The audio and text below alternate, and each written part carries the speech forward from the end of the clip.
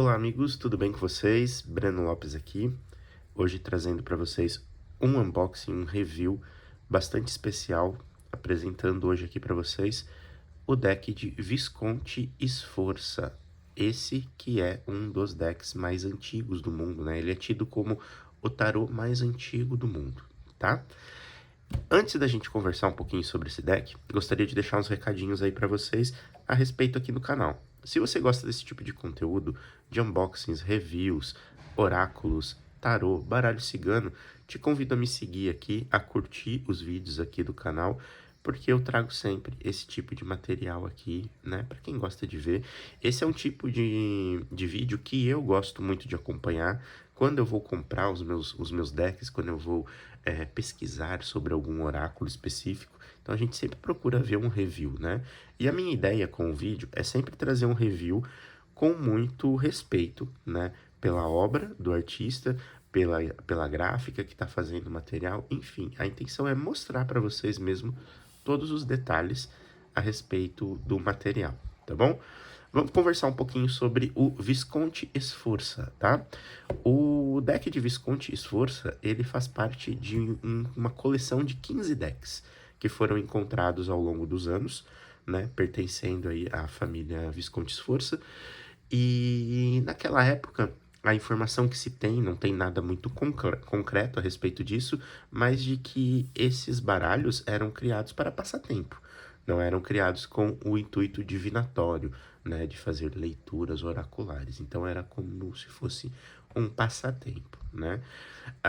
Essa família é uma família tradicional, né, de Milão, na Itália, e o deck original de Visconti Sforza, como eu disse para vocês, faz parte de uma coleção de 15 decks que foram encontrados, todos eles incompletos, nenhum estava completo.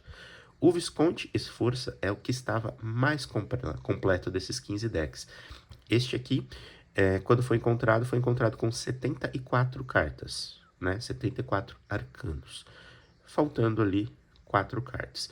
Se não me engano, tá? Posso estar errado, mas aqui tá dizendo, depois eu reviso para vocês e eu mostro para vocês. Faltavam 4 cartas que eram Torre, Diabo, Cavaleiro de Espadas e 3 de Espadas. Cavaleiro de Copas, acho, e 3 de Espadas. Então essas 4 cartas foram redesenhadas, foram replicadas por Mary Packard e então se lançou no mercado o Tarô Visconde Sforza. Ele é bastante conhecido também como The Golden Tarot. Na verdade, a versão original dele se chama The Golden Tarot, né, o Tarot de Visconde Sforza, e ele sai, né, numa edição internacional pela editora Race Point, se não me engano. Então, aqui no Brasil, a editora Pensamento traduziu todo esse material e trouxe pra gente o Visconti Sforza, mantendo toda, né, a característica do deck em si, que é esse material de luxo. Então esse é um deck de luxo, né? Ele é tido como um deck de luxo, uma caixa toda mate, ornamentada em dourado, e tem esses arabescos, né, com essas aplicações aqui em verniz, tá? A abertura da caixa se manteve a abertura original, então ela abre aqui para cima e tem um fecho de ímã, tá bom? Vou mostrar aqui a lateral para vocês. Ela abre assim e ela tem um fechinho de ímã. Algo muito bom, porque a editora Pensamento não costuma colocar fecho de ímã nas caixas dos oráculos. Inclusive, é algo que eu sempre digo quando eu falo da Pensamento aqui. Pensamento, coloquem um imãzinho ali em cada caixa para resolver esse problema. Se bem que agora, nas últimas versões, por exemplo, do baralho cigano do André Mantovani, que veio essa versão Pocket, eles fizeram a caixinha baú, né? Então, já melhorou, porque a caixa antiga deste deck aqui também não era muito boa para armazená-lo. Mas não é dele que nós vamos falar hoje. Vamos conversar sobre o Visconde Sforza, tá? Aqui atrás, nós temos algumas informações muito importantes sobre o deck, né? O Tarô Dourado Visconde Sforza, né? Que é o The Golden Tarot, conhecido aí no mundo como The Golden Tarot. Edição de luxo restaurada com laminação dourada nas molduras das cartas do Tarô Visconde Sforza, Pierpont Morgan. Esse é o nome original do deck que foi encontrado, que depois foi resumido para Visconde Sforza. Na verdade, ele é bem conhecido como Visconde, o deck de Visconde, porque, não sei, né? Mas enfim, Eu conheci ele, a primeira vez que eu tive contato com esse deck, eu conheci ele como deck de Visconti. Então, depois que apareceu o Esforça ali, tá? Vamos lá. O que conhecemos hoje por Tarô Visconde Sforza é, na verdade, uma nomenclatura coletiva para se referir a cerca de 15 conjuntos incompletos de baralhos que foram criados em meados do século XV em Milão, na Itália, que atualmente se encontram em vários museus, bibliotecas e coleções particulares pelo mundo afora, né? Que é aquilo que eu falei para vocês. Então, esse deck faz parte de uma coleção de 15 outros baralhos, né? Cada um aí com um número X de cartas e que estão espalhados aí entre museus e na mão de colecionadores, tá bom? E esse aqui foi o que foi replicado para ser vendido. Aqui diz, ó, ele foi encontrado com 74 cartas originais, né? E as cartas que estavam faltando eram o Diabo, Torre, Cavaleiro de Ouros, né? Eu falei copas, não é copas, é ouros, e o Três de Espadas. Então, eu erro sempre o Cavaleiro. É o Diabo, Torre, Cavaleiro de Ouros e Três de Espadas. Essas eram as 4 cartas que faltavam para compor esse deck completo. E então, Mary Packard fez, né, o excelente trabalho dela ali de criar e replicar o trabalho, né, daquele tarô. E por que ele leva esse nome de tarô dourado? Quando ele foi pedido para ser confeccionado, porque ele foi confeccionado originalmente a pedido do Duque de Milão para o casamento, né, do seu filho, do Francesco Sforza e Bianca Maria Visconti, né? Essa foi a junção das duas famílias. A família Sforza era uma família que comandava ali, né, a região de Milão durante o século XIV pro século XV, aonde aconteceu ali o casamento, né, do Francesco com a Bianca Maria e, né, se juntou a família Visconti e a família Sforza. Então, quando esse casamento aconteceu, o Duque de Milão encomendou esse deck como um presente de casamento. Por ser um presente de casamento, então ele foi todo pintado à mão. Então, ele é um deck que ele foi inteirinho pintado à mão e laminado em ouro, folha de ouro. Então, o deck original ele é laminado folha de ouro, né? Então, a editora fez o quê? Trouxe essa laminação dourada pro deck, né? Claro que não é ouro, né, gente? Mas é um trabalho ali dourado, tá bom? Então, vamos lá, vamos conhecer esse material. Como eu disse para vocês, editora Pensamento, né? A editora Pensamento tem uns materiais bem legais. É uma caixa dura, com fecho que abre para cima e de ímã, né? Aqui dentro, o que nós vamos encontrar? Um kit com um livro de capa dura, tá?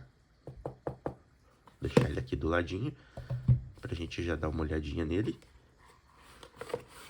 O deck. E vem uma outra caixinha que, originalmente, aqui dentro vem uma toalhinha de cetim. No The Golden Tarot, né, da Race Point, ele vem uma toalha de cetim roxo aqui dentro. No caso da editora Pensamento, eles economizaram na toalhinha, não tem a toalhinha. No kit nós vamos ter só o deck e o livro, tá bom? Vou deixar a caixinha aqui de lado para dar uma olhadinha nesse livro. Como eu disse para vocês, livro de capa dura, mantendo aí o mesmo design, o mesmo, né, desenho da embalagem original ali da caixa, do estojo. Frente e verso do livro, um livro muito bonito. E aqui nós vamos ter muitas informações legais sobre esse deck. Ele é todo dourado, né? Esse dourado mais envelhecido, um dourado mais acobreado, né? E aqui temos as primeiras edições, né?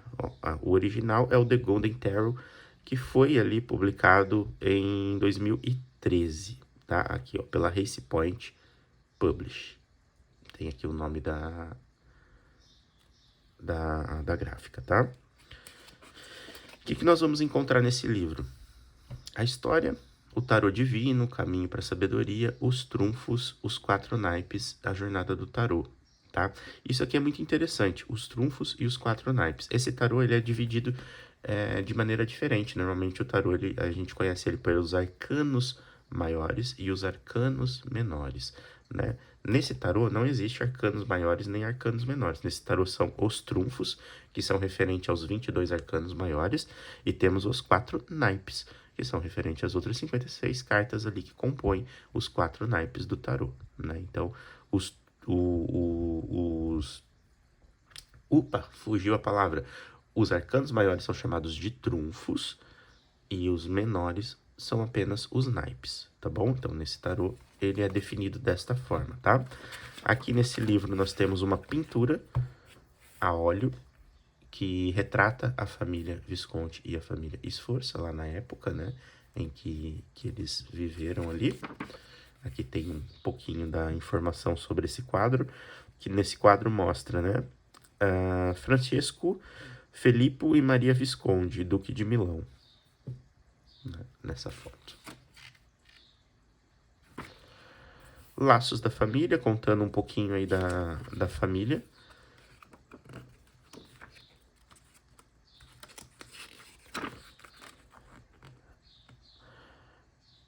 Informações sobre o jogo, elementos e estilos, explicando aí um pouquinho do que foi utilizado na construção desse deck, né?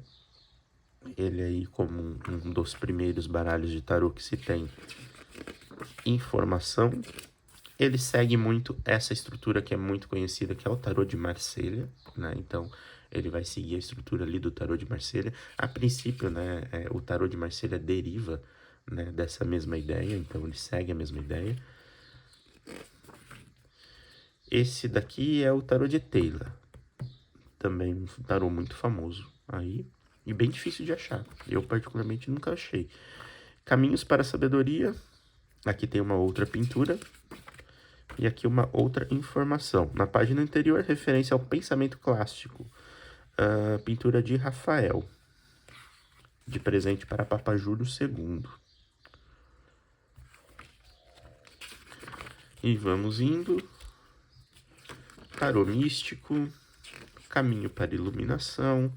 Ligação alquímica.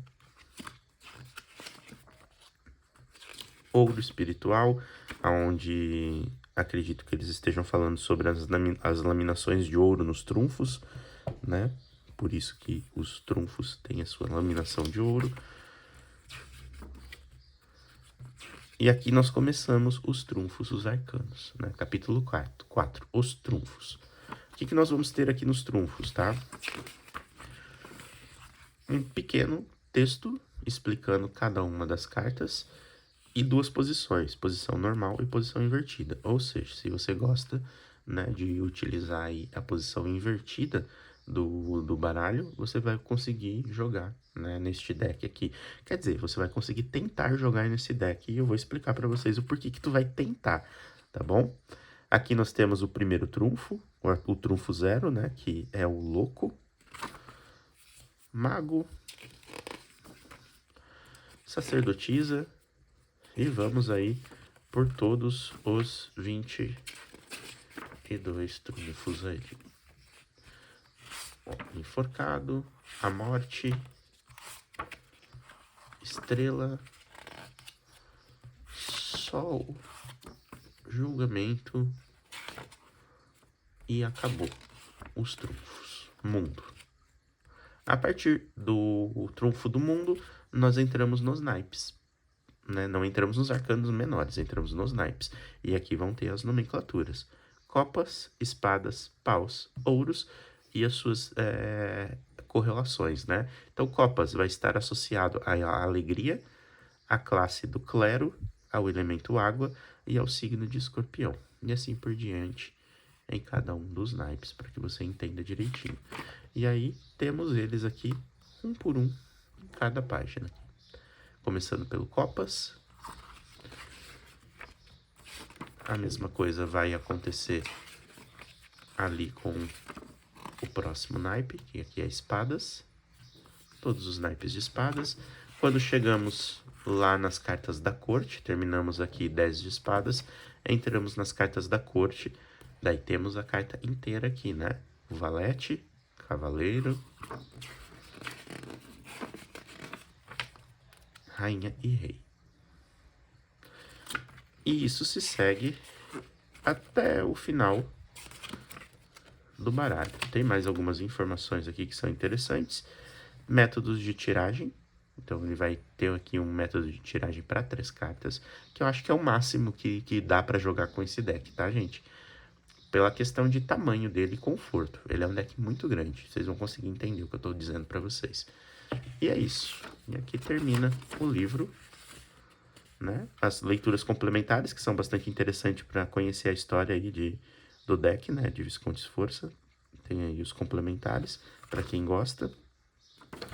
E é isso. Esse é o livro, tá bom?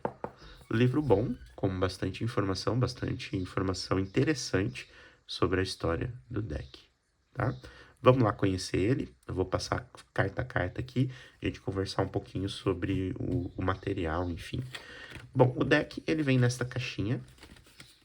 É uma caixinha de papel mole, tá? Mas como ele tem o estojo, né, de capa dura, não tem problema essa caixa ser mais frágilzinho assim, tá bom? Ela é só para acomodar o deck mesmo. E aqui temos ele, o gigante Visconde Sforza. Bom, para vocês terem uma ideia, o tamanho da carta, eu vou pegar aqui um baralho que ele é bem grande também, que é o baralho cigano do André Mantovani. Então, para você ter uma ideia aí do tamanho dessa laminação, né? É uma carta comprida, alta, um pouquinho mais larga que o deck aqui do André Mantovani e 2 dedos mais alto que ele. Então, ele é um deck que proporcionalmente... Bom, o deck do André Mantovani, para embaralhar, ele já fica nas pontas dos meus dedos, tá vendo? Quando eu vou pegar o deck, ele fica na ponta dos meus dedos. Já que o Visconde Sforza, ele é impossível de se pegar. Se eu pegar ele assim, ele dobra. Então, tem que ter aí um jeitinho para poder jogar com ele, tá? As cartas são de um material ok, nada muito exemplar, mas é papel, tá? Papel simples, até mesmo porque eu acredito que essa seja uma edição de colecionador, né? Para quem gosta de colecionar decks e não uma edição para você jogar. Ele, se não me engano, tem a edição menor dele, tá? Ele tem uma edição menorzinha que talvez fique aí mais fácil para jogar. O trunfo de número 1, o louco. E aqui, eu vou fazer, claro, com muito respeito, tá, gente? Porque eu falei sobre isso também num review anterior do novo baralho cigano do André Mantovani, que é esse aqui, tá? Eu vou até pegar aqui para vocês verem o que anda acontecendo com a questão da editora Pensamento, tá? Bom, aqui no baralho cigano do André Mantovani, a gente consegue perceber uma coisa. Borda desse lado e a borda desse jeito. Ou seja, a carta, o desenho, né, central, ele fica fora do esquadro da carta. E isso se repete por todo o baralho, tá? Essas são as cartas de apresentação, mas esse erro, digamos assim, se repete em todas as outras cartas, ó. Todas têm o mesmo problema. Então, isso é o que eu critiquei um pouquinho aí a editora Pensamento no deck do André Mantovani, porque eu acho que isso é um cuidado que dá para tomar, né, na hora de fazer a tiragem desse baralho da gráfica, né. Tudo é revisado, existem pessoas trabalhando ali, um povo focado em fazer isso, então não custa dar uma revisada, né, se está sendo cortado, se está sendo enquadrado de maneira certinho ali, né, nas cartas. E a mesma coisa está acontecendo agora aqui com o Visconde Sforza. Olha a borda deste lado e a borda deste lado. Ou seja, essa carta, ela está torta, né? Era para estar assim, retinha, né, na moldura, e ela está assim, ela está tombada, né? Então, a gente tem bordinha curta aqui, bordinha curta aqui, bordinha larga aqui, bordinha larga ali. E isso se estende por todo o deck, porque eu já olhei ele. Então, editora Pensamento, um pouco mais de cuidado em relação a isso. Para quem é colecionador, para quem é criterioso como eu em relação aos oráculos, isso é importante, tá bom? Vamos lá, vamos falar sobre o deck. A laminação dourada é essa borda dourada, tá? Então, ele vai ter toda essa laminação dourada. Não sei se vocês conseguem perceber, mas ele é como se fosse metalizado, essa borda. É como se fosse um metal dourado, tá? E esse mesmo trabalho se repete aqui atrás, aonde é dourado, né? Não sei se vocês conseguem ver aonde a luz passa, ele é reflectivo, né? Reflexivo ali, ó. Ele dá esse brilho, tá bom? Tem um brilho controlado, tanto na parte de trás quanto na parte da frente, então não é um baralho que brilha muito, um brilho excessivo. E essa é a primeira carta, que é o trunfo zero, né? O louco. Retratado aqui como uma pessoa pobre, né? Da época. Papisa.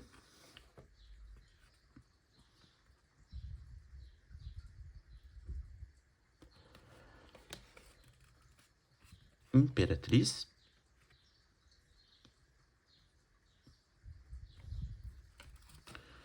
Imperador. Dei uma pausada no vídeo aqui para atender a porta, mas vamos lá. Voltando aqui com o Imperador.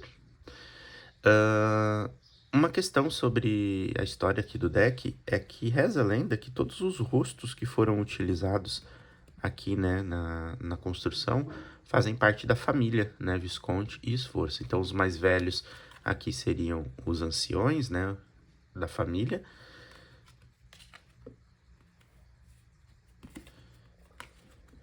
E os mais jovens, aqui nos enamorados, é o casal, né? Francesco Sforza e Bianca Maria Visconti. Por que eu sei disso? Porque tá no livro, tá? No livro tá dizendo que essas duas representações aqui são eles em o seu laço, né, de casamento. Que essa é a carta dos enamorados. O carro.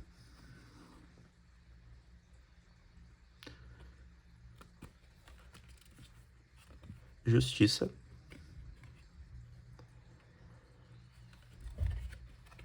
Eremita.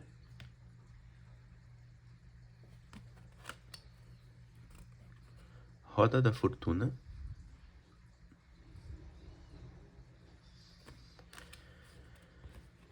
A Força. Dando de porrete no leão aqui, né? Controlando completamente, controlando a base da violência aqui. O enforcado. Ou pendurado, né? A morte, que é uma das cartas mais legais desse tarô. Aqui a morte, ela não tem uma foice, ela tem um arco e ela tem uma flecha. Temperança. A cara da temperança. De quem não tá gostando muito do que está acontecendo ali. Deixa eu só organizar aqui, gente, para não sair da ordem. Senão depois eu vou ter um trabalhão para arrumá-lo. Diabo, que é uma das cartas que não estavam presentes, né, no deck original, né, havia se perdido com o tempo, então foi redesenhada aí pela Mary Packard. A Torre, mesma questão, redesenhado por ela, também não estava presente, né, do deck original, se perdeu com o tempo. Estrela.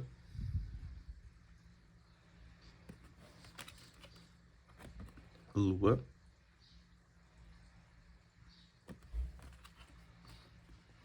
Sol.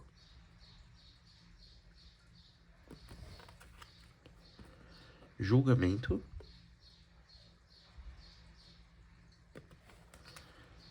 E o mundo. Então aqui nós fechamos todos os trunfos, os 22 trunfos, os 22 arcanos maiores, tá? Nós vamos agora dar uma olhadinha nos naipes. Eu não vou focar muito nos naipes, porque ele segue aquela estrutura do tarô de Marsella. Então, vão ser os naipes de ouros, paus e assim por diante, dentro daquela mesma estrutura. Então, vamos lá. Naipe de ouros, o as de ouros. 2, 3, 4, 5, 6, 7, 8, 9 e 10. Fechamos aqui os 10 números ali do naipe de ouros. Chegamos no pajem de ouros, o cavaleiro de ouros, a rainha e o rei.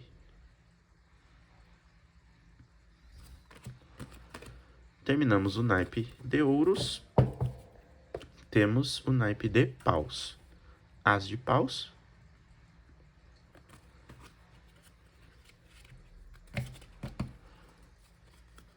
dois de paus, 3,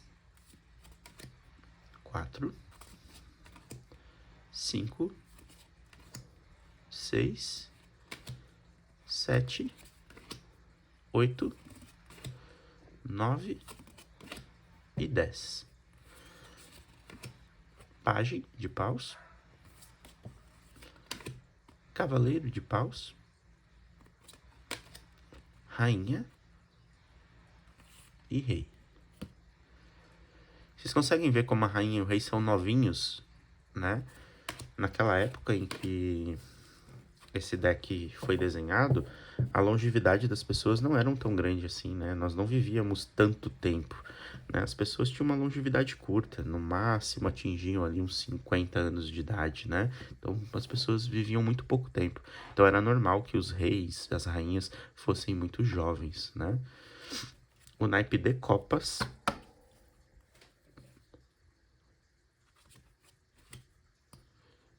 dois de copas. Em algumas cartas vocês vão perceber que tem essas faixas com algumas palavras, tá? Eu não sei direito o que significa. Depois eu posso até dar uma estudada no material, no livro, para tentar trazer essa informação aí para vocês, tá? Embora aqui esteja escrito amor, mas aqui tá MVO, então não sei o que significa, tá? Se vocês souberem, deixem aí nos comentários. Não sei se vocês conseguem perceber, mas eu vou tentar aproximar aqui para vocês olharem bem de pertinho. Vocês conseguem perceber que a pintura da carta parece um tecido? Dá para perceber de pertinho aqui que a carta foi pintada, parece sobre uma tela. Dá para ver até a trama do tecido.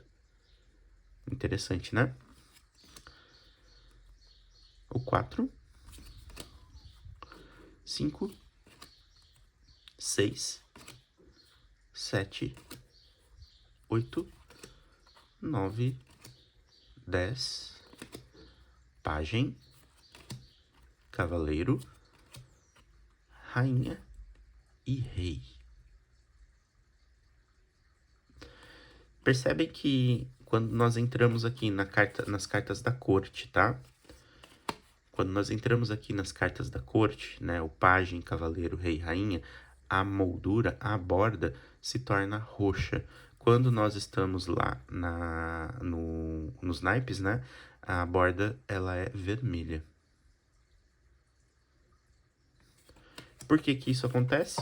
Não sei dizer para vocês. Tem que dar uma olhadinha, mas é algo que eu reparei agora, né? Que troca essa cor por algum motivo ali, tá bom? Talvez para classificar, né? Em questão ali de classes mesmo, de clero ali das pessoas, né? Quem é pobre, quem é rico, quem é mais ou menos, enfim. Talvez seja algo assim. Talvez o roxo possa ser que represente ali, né? A riqueza, a realeza, porque o roxo tá muito atrelado a isso, né? Então, por isso aquela bordinha roxa ali nas cartas da corte. Espadas. O as de espadas. 2, 3, 4, 5, 6, 7, 8, 9, 10. Pajem. Cavaleiro, rainha e rei. E aí, finalizamos as 78 cartas desse gigantesco que é o Visconde Esforço. Como eu disse para vocês, embaralhar esse deck só se for assim, né? Carteando uma carta por cima da outra desta forma. Agora, embaralhar ele lateralmente, de maneira tradicional, não vai caber na tua mão. Não tem como pegar esse deck. Ele é muito grande. Pelo menos na minha mão ele não cabe, né? Então, ou você embaralha com ele em pé, ou você vai ter que dividi-lo aqui e jogar na mesa, né? Dessa forma ele vai embaralhar bem.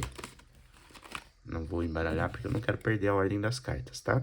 Então, eu não acho ele um deck que foi pensado para jogar, para estar na mesa de jogo. Eu acho que ele foi um deck pensado exatamente como material de colecionador, né? E é um deck muito bonito, né? Se você for abrir um leque dele na mesa, ele vai ficar um leque mesclado com o dourado, o amarelo, né? E o vermelho, que dá uma coloração aí muito bonita para ele, tá bom? Esse é o unboxing, aí o review desse deck que é o Visconde Esforça. Se você gostou, deixa seu comentário, deixa sua curtida.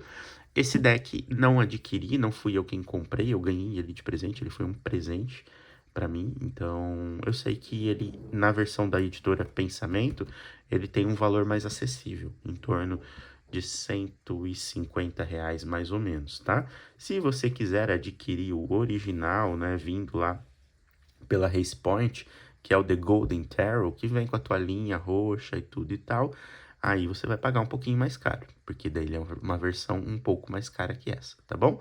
A editora Pensamento traduziu e trouxe pra gente todo esse material aqui, e de extrema grandeza, né? Ficou tudo muito bonito, tudo muito bem feito, né? O livro muito bem traduzido, as coisas muito bem explicadas, as cartas muito bem replicadas, com aquele probleminha ali de enquadramento das cartas que me incomoda um pouco, mas acredito que a editora Pensamento uma hora aí vai resolver isso, né? Não é possível, né, que isso se permaneça para sempre. Eu tenho outros materiais aqui da editora Pensamento em que isso não acontecia. Então a gente torce aí sempre para melhora, tá bom? É isso, gente. Deixa sua curtida, seu comentário, não esquece de curtir, não esquece de ativar as notificações, porque é através delas ali que você vai receber, né, a informação de que tem vídeo novo aqui no canal, tá bom? Beijo pra vocês, até logo e tchau!